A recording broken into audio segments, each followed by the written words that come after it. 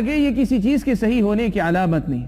اور موسیقی اور گانا یہ ایک ایسی چیز ہے جس کی وجہ سے دل مردہ ہوتے ہیں.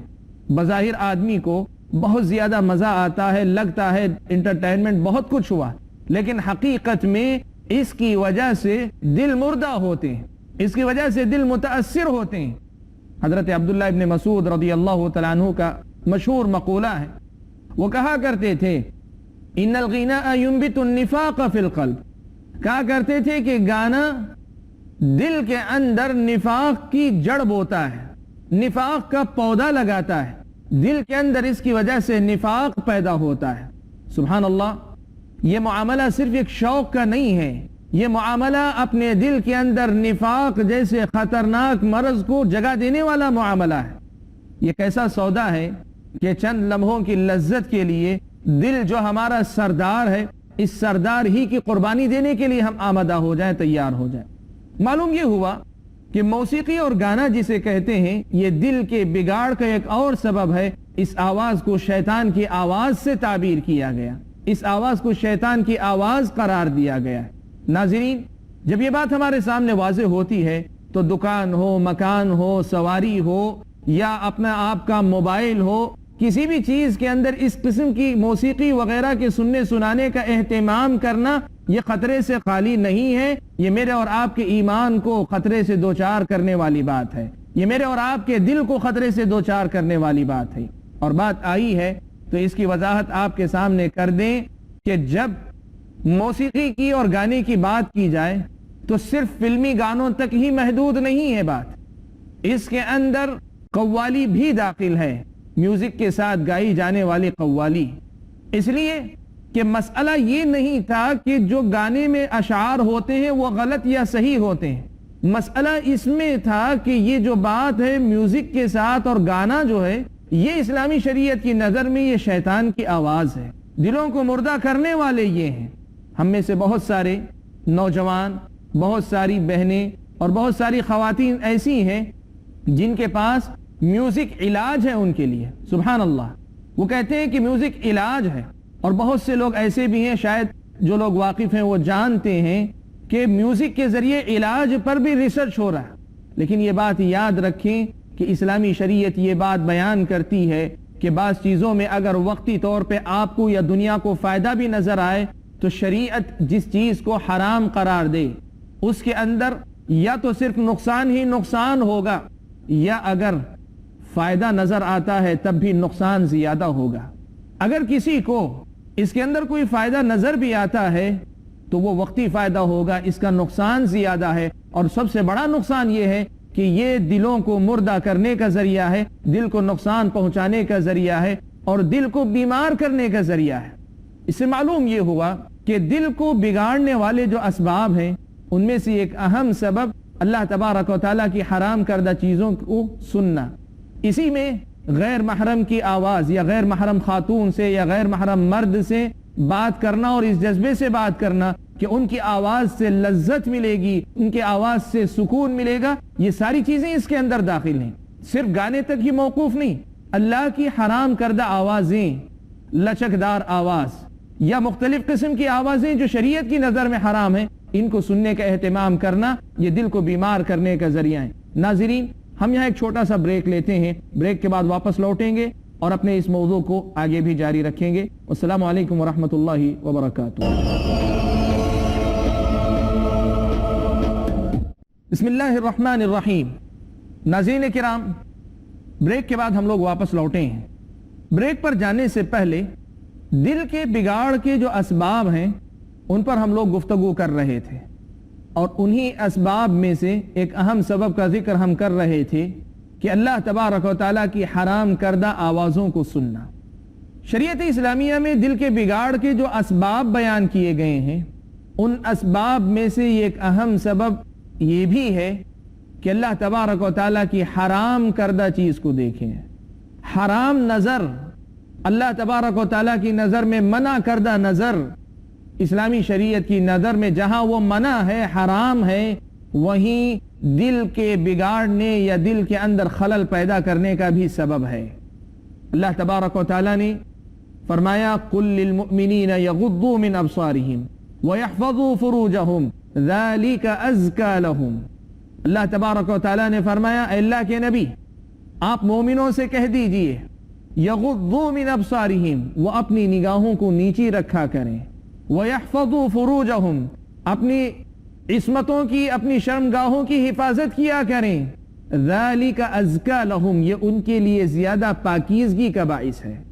اس کا مطلب یہ ہوا کہ اگر نظروں کو نیچے رکھنا، حرام چیزوں کو نہ دیکھنا دل کی پاکیزگی کا ذریعہ ہے، تب پھر ان نظروں کو کھلا چھوڑ دینا، آزاد چھوڑ دینا، یہ دل کو مردہ کرنے یا متاثر کرنے کا سبب بنتی.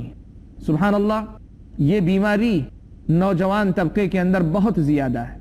نوجوانوں کے اندر چاہے لڑکے ہوں کہ لڑکیاں، نظر بازی کا جو معاملہ ہے، نظر بازی کا ایک جو شوق ہے، یہ تو وہ جو دعوت نظارہ دیتی ہوئی یا دیتے ہوئے نکلتے ہیں، اور دوسری طرف وہ جو دیکھتے ہیں یا دیکھتی ہیں، یہ اپنے دلوں کو بیمار کر رہے ہیں، خود بیمار ہیں دل کے، سامنے والوں کے دل کو بھی بیمار کرنا چاہتے ہیں. یہ بیماری عشق و محبت کی بیماری نہیں، یہ بیماری دل کو جو ہے دھڑکانے والی بیماری نہیں، یہ وہ بیماری ہے جو دل کو ایسا بیمار کرے گی کہ جس بیماری کے بعد اللہ اگر کرم نہ کرے تو آپ کا جسم زندہ ہو کر مردہ قرار پائے گا، آپ کا دل مردہ ہو جائے گا. یہ ایسی بیماری کی بات ہے. یہ جو معاملہ ہے یہ صرف معاملہ کسی نوجوان لڑکے یا لڑکی کا نہیں ہے. اسلامی شریعت کی نظر میں اللہ کی حرام کردہ چیزوں کو دیکھنا، چاہے آپ ٹی وی وغیرہ پر دیکھیں یا آپ انٹرنیٹ پر جا کر دیکھیں یا آپ اپنے اپنے موبائلوں میں مختلف قسم کی چیزیں ڈاؤن لوڈ کر کے دیکھتے ہوں، حرام کردہ جو چیزیں، حرام نظر، ناجائز نظر، اسلامی شریعت کی نظر میں یہ چیز آپ کے اور ہمارے دل کو مردہ کرنے کا باعث بنتی ہے. سبحان اللہ، اللہ تعالی ہماری حفاظت فرمائے. آج یہ دونوں سبب، چاہے کانوں سے سننے کی بات ہو، حرام چیز کو سننا یا حرام چیز کو دیکھنا، یہ بہت زیادہ ہے. اسی لیے آج ہمارے اپنے دلوں کے اندر ایمان کمزور ہے. ایمان کی کمزوری کا تعلق بہت حد تک ان دو بنیادی اسباب سے جڑا ہوا ہے کہ ہم میں کی ایک بڑی تعداد ان دونوں بیماریوں میں مبتلا ہے.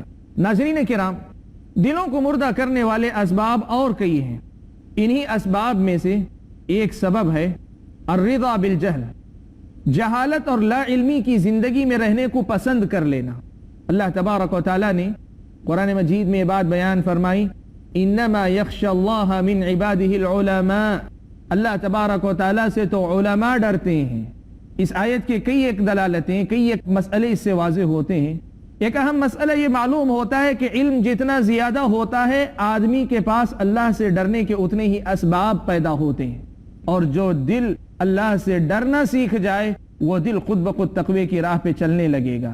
اللہ سے ڈرنا یہ اللہ تبارک و تعالیٰ کے طرف بڑھنے والے دل کی ایک بہت بڑی پہچان ہے، اور یہ پیدا ہوتا ہے علم کے ذریعے. اس آیت میں اللہ تعالیٰ نے بیان فرمایا. اس کا سیدھا سا مطلب یہ ہوا کہ جو آدمی اللہ تعالیٰ کو جاننا نہیں چاہتا، اللہ کے نبی کے بارے میں جاننا نہیں چاہتا، دین اسلام کے بارے میں جاننا نہیں چاہتا، علم حاصل کرنا نہیں چاہتا، جہالت میں باقی رہنا چاہتا ہے، جہالت ہی میں جینا چاہتا ہے، وہ اپنے دل کو اس خشیت اور خوف سے محروم رکھنا چاہتا ہے. وہ نہیں چاہتا کہ یہ خشیت اسے نصیب ہو. آپ کہیں کہ نہیں میں چاہتا ہوں اور پھر بھی آپ کہیں نہیں میں جاہل رہوں گا، یہ دو متضاد باتیں ہیں. اگر آپ کو وہ خشیت کا وہ درجہ چاہیے جو اس علم کے نتیجے میں پیدا ہوتی ہے، تب پھر اپنے آپ کو جہالت پر رضامندی کے مرحلے سے اوپر اٹھا کر علم کے شوق کے مرحلے میں لائیں کہ یہاں سے آپ پر دروازے نئے کھلتے ہیں، یہاں سے آپ پر دروازے نئے کھلتے ہیں. ناظرین، اللہ تبارک و تعالی نے دلوں کو نقصان پہنچانے، دلوں کو بگاڑنے کے جو اسباب بیان کیے ہیں، ان میں سے ایک اور سبب یہ بھی ہے کہ آدمی کے سامنے جب حق یا سچائی آتی ہے تو اسے قبول نہ کرے. اللہ تبارک و تعالی نے یہ دنیا ایسی رکھی ہے کہ کبھی کبھار انسان کو زندگی کی ابتدا ہی میں اس کے سامنے ہدایت کی دولت آ جاتی ہے، اور کبھی ایسا ہوتا ہے کہ ایک لمبی مدت گزارنے کے بعد، ایک بڑی عمر کے بعد ہدایت اس کے سامنے آتی ہے. آدمی کی سمجھ میں بات آ جائے تو اسلام یہ کہتا ہے کہ ہدایت جب تمہارے سامنے آئے تو تمہیں قبول کرنا ہے، اس لیے کہ بات رب کی ہے، بات نبی کی ہے، بات سچائی کی ہے، بات حقیقت کی ہے. بات درستگی کی ہے، بات ایمان کی، کامیابی اور کامرانی کی. یہاں آپ کے لیے کوئی آپشن نہیں، آپ کو قبول کرنا ہے. لیکن اگر آدمی سچائی کے واضح ہو جانے کے بعد بھی مختلف قسم کے حوالے دیتا رہے، مختلف قسم کی مصلحتوں میں گھرا رہے، مختلف قسم کے مسائل کو خود اپنے لیے رکاوٹیں بنا لے، تو اللہ تبارک و تعالیٰ کی طرف سے یہ سزا ملتی ہے کہ پھر اللہ تعالیٰ خود بخود اس کے دل کو پھیر دیتے ہیں. سبحان اللہ، ایک معاملے میں آدمی کوتاہی کرے، اس کے نتیجے میں حق سے اللہ تعالیٰ اسے پھیر دیں گے. اللہ نے فرمایا فَلَمَّا زَاغُوا أَزَاغَ اللَّهُ قُلُوبَهُمْ، جب انہوں نے ٹیڑھا رہنا پسند کیا، اللہ تعالیٰ نے ان کے دلوں کو بھی پھیر دیا، اللہ تعالیٰ نے ان کے دلوں کو بھی مائل کر دیا. یہ بات اللہ تبارک و تعالیٰ نے بیان فرمائی. امام احمد بن حنبل رحمۃ اللہ علیہ نے قرآن مجید کی ایک آیت کریمہ پڑھی، فَلْيَحْذَرِ الَّذِينَ يُخَالِفُونَ عَنْ أَمْرِهِ أَن تُصِيبَهُمْ فِتْنَةٌ أَوْ يُصِيبَهُمْ عَذَابٌ أَلِيمٌ. لوگوں کو چاہیے کہ وہ ڈریں کہ اللہ کے نبی صلی اللہ علیہ وسلم کی حکم کی مخالفت کریں کہ ان کو کوئی فتنہ لاحق ہو سکتا ہے. امام احمد نے آیت کریمہ پڑھی کہ نبی کی بات ٹھکرانے کے نتیجے میں فتنے میں مبتلا کیے جا سکتے ہو. پوچھا لوگوں سے کہ اتدری مل فتنہ، فتنہ کیا ہے جانتے ہو؟ سامنے والے شاگرد نے کہا کہ نہیں. کہا امام احمد نے کہ الفتنہ تو الشرک، فتنے سے مراد شرک ہے. اور پھر وضاحت کی، ہو سکتا ہے کہ وہ اللہ کے نبی کی کسی ایک بات کا انکار کرے، ٹھکرائے، نتیجے میں اللہ تبارک و تعالیٰ اسے شرک میں مبتلا کر دے. سبحان اللہ. یہ بات یاد رکھیں، حق سے منہ موڑنا یا چھوٹی سی بات کو بھی اپنے لیے مسئلہ بنا لینا اور قبول نہ کرنا، یہ اکثر آپ کو اور مجھ کو حق سے دور لے جانے کا سبب بن جاتا ہے، اور اللہ تبارک و تعالیٰ کے پاس ہمارے اور آپ کے دلوں میں ٹیڑھ پن پیدا کرنے یا مہر لگانے کا باعث بن جا سکتا ہے. ناظرین، گناہ بہت سارے ہیں جن کی وجہ سے انسان کے دل کے اندر خلل پیدا ہوتا ہے. میں اپنے موضوع کو سمیٹتے ہوئے اس نقطے پر آتا ہوں کہ اسباب اور بہت سارے ہو سکتے ہیں، لیکن علماء نے سارے اسباب کو سمیٹ کر ایک بات لکھی کہ اگر آدمی دل کو بگاڑنے والے اسباب پورے کے پورے اگر سمیٹ کر کہنا چاہے تو بنیادی طور پہ 4 ہی سبب. علامہ ابن قیم کے بیان کردہ 5 سبب اور اس کے علاوہ جو اسباب ہم نے سنے وہ سب اس میں داخل. کہا 4 بنیادی سبب ہیں جس کی وجہ سے ایک آدمی گمراہ ہو سکتا ہے یا جس کا دل گمراہی کا شکار ہو سکتا ہے، بگاڑ کا شکار ہو سکتا ہے. پہلی چیز اللہ تبارک و تعالیٰ سے دوری، دوسری چیز گناہ، تیسری چیز شہوات، خواہشیں، اور چوتھی چیز ہے شبہات. شبہات سے مراد مختلف قسم کی بدعتیں، مختلف قسم کے شکوک جو دینی مسائل کے اندر، دین کے بیان کردہ حقیقتوں کے اندر آتی ہیں. سبحان اللہ، شبہات کا باب بڑا وسیع باب ہے. اس پر انشاءاللہ ہمارے اپنے جو اگلے حلقات ہیں، دل کی بیماریاں جب ہم ذکر کریں گے تو بعض شبہات ہم لوگ ذکر کریں گے. لیکن آج میں آپ کے سامنے صرف اس پہلو کو واضح کرنا چاہتا ہوں کہ شبہات خود دل کو بیمار کرتے ہیں.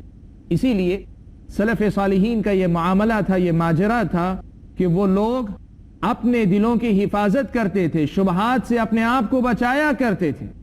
امام زہری رحمۃ اللہ علیہ بہت بڑے عالم ہیں، بہت بڑے عالم ہیں، امام مالک کے استاد ہیں. امام زہری رحمۃ اللہ علیہ کا یہ واقعہ ہے کہ وہ کسی بدعتی کی بات سنتے تو وہ یہ کہا کرتے کہ نہیں، میں اپنے دل کی حفاظت کرنا چاہتا ہوں. امام زہری رحمۃ اللہ علیہ کا یہ ماجرا تھا کہ جب بھی ان کے سامنے کسی بدعتی کی بات نقل کی جاتی تو وہ گھبرا جاتے، کہتے میں سننا نہیں چاہتا. کیوں؟ کہتے پتہ نہیں کہیں یہ بات جا کر میرے دل کے اندر گھر نہ کر جائے اور میں اللہ تعالیٰ کی طرف سے فتنے میں مبتلا کر دیا جاؤں. بدعتیوں کے شبہات سننے سے بچا کرتے تھے. امام مالک رحمۃ اللہ علیہ کے پاس ایک بدعتی آتا ہے، آ کر اپنی کچھ بات کہنا چاہتا ہے. امام مالک اس کی بات سننے کے لیے تیار نہیں ہوتے ہیں. وہ کہتا ہے کہ یہ ایک بات سن لیجئے میری. امام مالک رحمۃ اللہ علیہ کہتے ہیں ولا کلمہ، تمہارا ایک کلمہ بھی میں سننا نہیں چاہتا. سبحان اللہ، سلف صالحین کا یہ مزاج تھا کہ وہ اپنے دلوں کی حفاظت شبہات سے بھی کیا کرتے. بدعتی حضرات جو مختلف قسم کے شبہات ڈال سکتے اس سے اپنے آپ کو بچانے کی کوشش کرتے. امام ابن قیم رحمۃ اللہ علیہ نے نقل کیا ہے کہ مومن کے دل کو چاہیے کہ وہ اسپنج کی طرح نہ رہے کہ جس پر پانی ڈالا جائے تو وہ جذب کر لیتا ہے، جو بھی چیز ڈالی جائے جذب کر لیتا ہے. مومن کے دل کو آئینے کی طرح ہونا چاہیے، وہ اوپر پانی ڈالا جائے تو اسے جذب نہیں کرتا اور پانی کو پانی کی طرح دکھلا بھی دیتا ہے. سبحان اللہ. ناظرین، یہ موضوع بھی بڑا اہم ہے کہ شبہات کی اپنی آج کے ہمارے دنیا میں خاص طور پر انٹرنیٹ وغیرہ کے پھیلنے کے بعد इंटरनेट वगैरह हर आदमी तक पहुंचने के बाद आज ये माजरा है कि दीन और दीनी मसाइल के अंदर अकली इस्तिदलालात और अकलानी बातें और मुख्तलिफ किस्म की शुबहात की कसरत है, बहुतात है, और नौजवान नस्ल उसके दरपे है। दिल की अगर आप हिफाजत करना चाहते हैं तो ये मसला याद रखें कि दीन के नाम पे मुख्तलिफ किस्म के लोग गुफ्तगू किया करते हैं। हर किसी की बात को अगर सुनने लगेंगे बहुत सारे शुबहात दाखिल हो जाएंगे, ये आपके दिल को बदल देंगे, आपके दिल को बिगाड़ देंगे। नाज़रीन, हम अपनी गुफ्तगू को समेटते हैं। हमने आपके सामने अब तक दिल के बिगाड़ के मुख्तलिफ असबाब रखे हैं। ये असबाब सिर्फ इतने ही नहीं, और भी बहुत सारे असबाब हो सकते हैं, और भी बहुत सारे असबाब हो सकते हैं, लेकिन बतौर मिसाल हमने सिर्फ उन असबाब का तज़किरा किया जो हमारे और आपके दिल को बिगाड़ सकते हैं, हमारे और आपके दिल को बीमार कर सकते हैं, हमारे और आपके दिल को मुर्दा कर सकते हैं, हमारे और आपके दिल को खैर से हटकर शर की तरफ ले जाते हैं, या शर ही पर बाकी रहने का सबब बनते हैं। इस किस्म के किसी भी मसले से हमको दो चार कर सकते हैं, इसका हमने तज़किरा किया। अल्लाह से हम दुआ करते हैं कि अल्लाह ताला हमारी और आपकी हिफाजत फरमाए, और जितने भी असबाब हैं दिलों के बिगाड़ के, अल्लाह ताला उन सब से बचने की तौफीक अता फरमाए। आमीन। व आखिरु दावाना अनिल हम्दुलिल्लाहि रब्बिल आलमीन। वस्सलामु अलैकुम व रहमतुल्लाहि व बरकातुहू।